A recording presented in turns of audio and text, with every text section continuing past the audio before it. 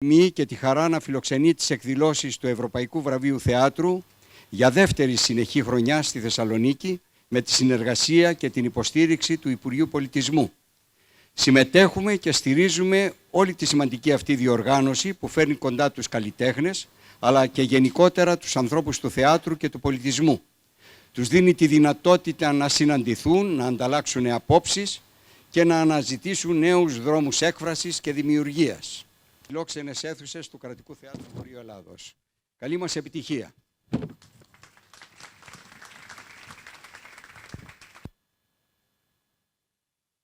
The special thing about today is that we are able to hand over the torch from the International Association to the Greek Association of Theatre and Music Critics, who are our hosts for this afternoon and who have organized this colloquium with one very distinguished speaker, Mr. Schechner, and many other distinguished speakers from Greece and I think from Italy as well.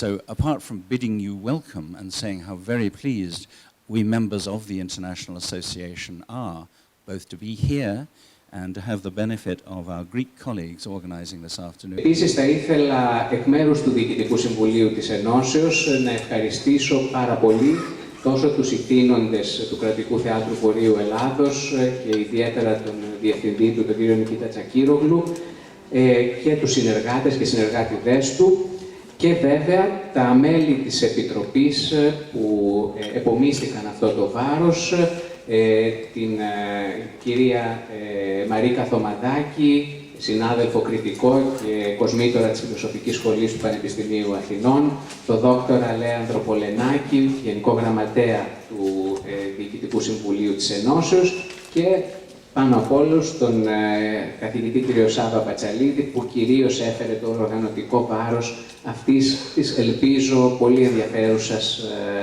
βραδιάς, ας την πούμε έτσι. A classical Greek performance, and very important to me, not only as a student, but as an artist. And one of my earliest successes was a piece called Dionysus in '69, which was a radical retelling, some of it naked, of the Bacchae, which is still one of my favorite plays. Now I have a much longer paper than I have time to deliver, and I'm going to read part of it and talk part of it. But if anybody wants to see the whole thing, please, you can email me. And my email address is rs, my initials, rs4@nyu.edu. I won't Τυπώσουμε ορισμένα κέρια ερωτήματα. Πώς θα συνδυαστούν οι ανατρεπτικές δυνάμεις με τις επιταγές του κανόνα, πώς θα συγκροτηθούν οι νέες αισθητικές μέριμνες στα νέα πολιτισμικά συγκείμενα χωρίς εσείς την δραματικότητα της φωνής μου. Θα μπορούσα να πω και ένα ρόλο, να κάνω ένα ρόλο, κύριε Πρόεδρε του Κρατικού Θεάτρου Βορείου Ελλάδος. Θα με κρίνατε, επομένως θα ξέρετε ότι μπορεί... This mastery is now in its second or third or fourth generation of artists working in the same way. And that is what makes this current Philip Glass's opera Satyagraha reopened. Now, Satyagraha, when it first avant-garde venue, I must say that when I saw Satyagraha the first time, I felt a seesaw, you know, a teeter-totter between excellent high, then innovation is low. When you can master it, when you know it, and that's when you've entered into a tradition. That's when you can no longer claim the idea of avant-garde. The Puccini is exciting. Today's avant-garde is excellent. There's lots of new work. If by new, you mean names. And so you are, when the festival producers decide what they want one Worcester Group type. They want one site specific to expect when they dial the Worcester Group, Richard Foreman, Builders Association, or whatever. The festival circuit follows world markets with North America, Europe, and Asia, Australia dominating. Smaller markets, 40 years old. The 19th experimental performance. And here are two of the out of them. I'm going to skip through the intercultural avant-garde. Now, intercultural is when you theorists, Guillermo Gomez Pena, who says of himself, I physically live between Cyprus. If you had a piece that really explored a page, that would be intercultural, rather than what brings you together. Okay. So, as you know, I don't think the avant-garde is a viable category, but I want to go to the end. New York, New York. Start spreading the news, Sinatra sang. I'm leaving today. I want to be part of the 9/11 attacks. The World Trade Center was the epicenter not only of attacks, but of the imaginary that is 9/11. Είναι μια συνέχεια αυτής της προβληματικής. Ο γενικός τίτλος είναι «Θέατρα, διαφορετικότητες και κορπορατικός πολυπολιτισμός». Εδώ και κάποια χρόνια και κυρίως με την είσοδο των τεχνών και λόγων που θα αντικαταστήσει κάθε τι παλιό, θα άρει τις αναντιστοιχίες και θα εξαλείψει τους κοιάδες των πολιτισμών. Οι θειασότες της άποψης αυτής μιλούν για συνέχεια του project του εκ-μοντερνισμού. Αυτό αγγλιστεί το mainstream.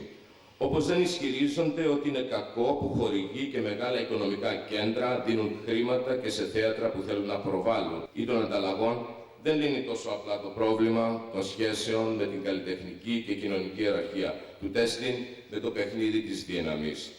Φορτωμένος μνήμες, ουσίες, αξίες, ταξικά, αισθητικά και οικονομικά μεγέθη. Δεν είναι ποτέ γυμνός από σημασίες. Από τη στιγμή λοιπόν, φάνεστε ότι έτσι κινδυνεύει να ακυρωθεί. Σήμερα, και όσο έχουν τα πράγματα, δεν θα πέφταμε και πολύ έξω, και εδώ πάλι συγκλίνω με τον Ρίτσαρντ Σέκνερ, εάν λέγαμε ότι πρωτοπορία είναι το ίδιο το σύστημα, το οποίο διαρκώς... Ένα πρώτο γενικό συμπέρασμα λοιπόν, το να αποκτήσει ένας διαφορετικός στο χρώμα, στη φυλή, στο ξέρονται ρομαντισμού, με τη λογική του παλιού Αντάρτικου. Δηλαδή, να εκκινεί από την... σε σχέση με τα ευρωπαϊκά ρεύματα πολύ σύντομα του αιώνα μας. Από τις αρχές του 20ου αιώνα έως σήμερα, η δραματουργία όσο και η σκηνοθεσία στην Ελλάδα δέχονται εμφανή επίδραση από τα αντίστοιχα ευρωπαϊκά ρεύματα. Στις αρχές του περασμένου αιώνα, η Γαλλία αποτελεί το διάβλο επαφής της Ελλάδας με τα ευρωπαϊκά θεατρικά τεκτενόμενα ως νεοελληνικών έργων, εκ των οποίων τα περισσότερα ανεβαίνουν από μικρές ομάδες, στις οποίες συχνά ο συγγραφέας είναι και σκηνοθέτης του έργου του ή συμμετέχει ενεργά σε αυτές. Το θέατρο αιχμής για την ελληνική σκηνοθετική πραγματικότητα παραμένει ωστόσο το αρχείο σύγχρονης ελληνικής θεατρικής κριτικής. Τέσσερις προοπτικές πρώτα στην προοπτική του θεατρολογικού τριγώνου. Θα πρότεινα να θεωρήσουμε τη θεατρική κριτική ως ένα οργανικό μέρος μιας ευρύτερης ενότητας γνωστικών πεδίων, μαζί με τη θεωρία και την ιστορία του θεάτρου. Θα μπορούσαμε μάλιστα να την κατανοήσουμε καλύτερα σε μια τριγωνική απεικόνηση, κατά την οποία τα τρία αυτά πεδία κατέχουν τις τρεις κορυφές του τριγώνου, έτσι ώστε να τον κάνουν να σκέφτεται ότι είναι αυτός που ενισχύει το νόημά του, με τη αντίδραση του θεατή, πώς υπερβαίνει την παθητική θέση και καθίσταται υποκείμενο της θεατρικής αλληλεπίδρασης, συμπαραγωγός της παράστασης και ενεργός δημιουργός των νοημάτων της. Αυτά είναι ερωτήματα που καλείται να απαντήσει ο ιστορικός λόγος που να περιγράφει τη δράση της και να την εντάσσει σε ιστορικές, κοινωνικές και αισθητικές συντεταγμένες. Αυτές των σύγχρονων κριτικών. Απουσιάζει τέλος ένας θεωρητικός λόγος, με διπλή αποστολή.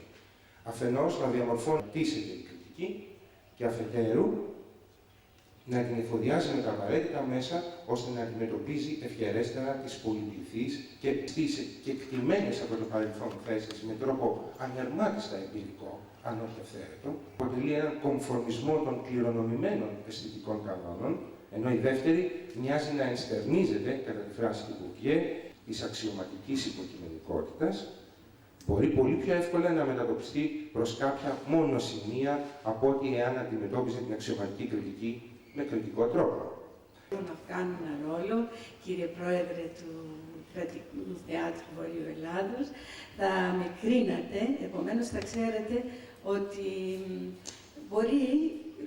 είναι δυνατόν να αντιστρέψουμε τον όρο του Αριστοτέλη περί μιμήσεως μιας πράξεως και να διαπράξουμε την ίδια την πράξη. Είναι ρητορικό αποτύπωμα μιας, στην ουσία, μεταμφιεσμένης πραγματικότητας. Η κριτική υφίσταται εξηρτημένη από ποικίλες εκφάνσεις του πολιτικού και κοινωνικού μας βίου. Και ξέρουμε πάρα πολύ καλά ότι όσο υπάρχουν άνθρωποι, δηλαδή από τη στιγμή που γράφτηκε κάτι και εξετέθη ενώπιον κοινού, ενώπιον του εταίρου, του άλλου, ενός άλλου βλέμματος, η κόλαση είναι η άλλη τελικά. Μορφές του ξένου και μορφές του οικείου στην Ορέστια του Εσχύλου. Τον Ορέστη δεν χωρίζει από τη στιγμή της αλήθειας τη μοιραία συνάντηση με τη μητέρα του παρά μόνο ένα βήμα που πρέπει να αποφασίσει να κάνει. Πρόκειται για το ίδιο εκείνο μοιραίο και τραγικό βήμα του ήρωα της τραγωδίας με το οποίο υπερβαίνει τα όρια, μεταβαίνοντας εκεί από όπου δεν υπάρχει πια επιστροφή. Έτσι μπορούμε να καταλάβουμε τον δισταγμό, τις αμφιταλαντεύσεις, την ψυχική ταραχή ενός ήρωα συνειδητού, σαν τον Ορέστη, πριν κάνει αυτό το βήμα, πριν χτυπήσει την πόρτα του σπιτιού του, αγνώριστος, ξένος, για να αναγγείλει τον ψεύτικο, σκηνοθετημένο θάνατό του. Ένας αδιαφανής παίκτης. Λόγια καθαρά. Και όταν σαν οικέτη δαφώνει στα μάνα την ίδια στιγμή, τρίμορφο σε κάτι, θα του προσφέρει το γυμνό μαστό της θάνατο μαζί και ζωή. Μια εικόνα που μπορεί να λυγίσει και το δυνατότερο άμυνα. Ο Ορέστης θα πρέπει τότε να κάνει την καρδιά του ατσάλι, να αντέξει, να φέρει στο τέρμα την πράξη του. Και ακούμε το χορό να επικαλείται άλλη μια φορά τη βοήθεια της δολίας πυθούς και του Ερμίου Χθιόνιου και Νύχιου, προκειμένου να συσκοτήσουν τα πράγματα για την. Έτσι, φαίνεται ότι έχουμε τηρήσει την υπόσχεση να είμαστε εντός χρόνου, γιατί φτάσαμε αισίως στην τελευταία ομιλία στην Ιταλία. Περίπου θα συνεχίσει τον προβληματισμό στην αρχαία γραμματεία και μου είπε ότι θα είναι πάρα πολύ... Strategically better place, Mr. Patsalidis, because mine will be a bonsai speech, so I will be quiet, straight to the point. And diversity itself constitutes the very essence of the different types of human and cultural heritage. And, of course, placing culture at the heart of development policy becomes an essential investment in the world's future. Placing theatre at the heart of policy is definitely harder and harder, but not less urgent. Especially if we think that theatre bases itself on diversity and on differences, then find on the stage movement their homogeneity and their uniformity. The function of theatre is to harmonize differences. And to acting and actors' differences had a lot to do with Peter Brookes and Eugenio Barba's productions, for example. And here the ethnographical differences in the actors' provenance led to a uniformity of the theatrical language. The performance seemed a theatrical utopia which, starting from these diversities, could regain the Greek notion of drama. And of course, Brecht's more Western experience with Eastern experience of...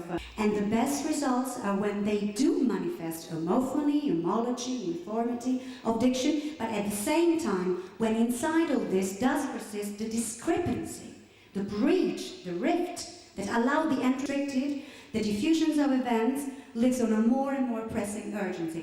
So theatre, the absolute theatre, I guess, has to pass. Which is fate, so does the cultural tapestry we're aiming. It was a comfortable trip, thank you. And we're participating in a seminar to make us try to see as much as we can in the world through artistic perspective. And say that at the tables of decision-making, if you have an economist there, if you have a politician there, if you have a militarist there, if you have a religious leader there, you need an artist there, at the same level. Αλλά αυτό το έργο ακριβώς είναι αυτό που είναι και avant-garde και είναι και ένας πρόλογος, είναι ένας προθάλαμος, ούτως ώστε να δημιουργηθούν αυτά τα φοβερά, τρομερά πράγματα που έγιναν με τη Γαλλική Επανάσταση. Δηλαδή, η avant-garde βαδίζει, πιστεύω εγώ, σιγά-σιγά, με βήματα καμιά φορά ανιχνευτικά, για να δημιουργήσει αυτό που λέει και ο Αλμπέρ Καμού, τον επαναστατημένο άνθρωπο. As you said, it's a kind of a frame that says what is art and what is not art. The problem is that who is making this frame? And obviously, it's the market in first place, and second, it's the university. How can Sit down in a smaller seminar and really discuss. When you were talking about the Marriage of Figaro, I grant those are real artworks and they may be harbingers. What I'd like to hear is whether people reject what I said and what Stockhausen said, that 9/11 as an act was an artwork, And if you reject it, why do you reject it? And if you accept it, why do you accept it? Το πρόβλημα που νομίζω ότι υπήρχε στο συμπόσιο ήταν ότι η διαφορετικότητα ίσως δεν έγινε σωστά, δεν τη χρησιμοποίησαν όλοι οι εισηγητές σωστά, γιατί νομίζω ότι πολλές φορές χρησιμοποιήθηκε στη θέση της avant-garde.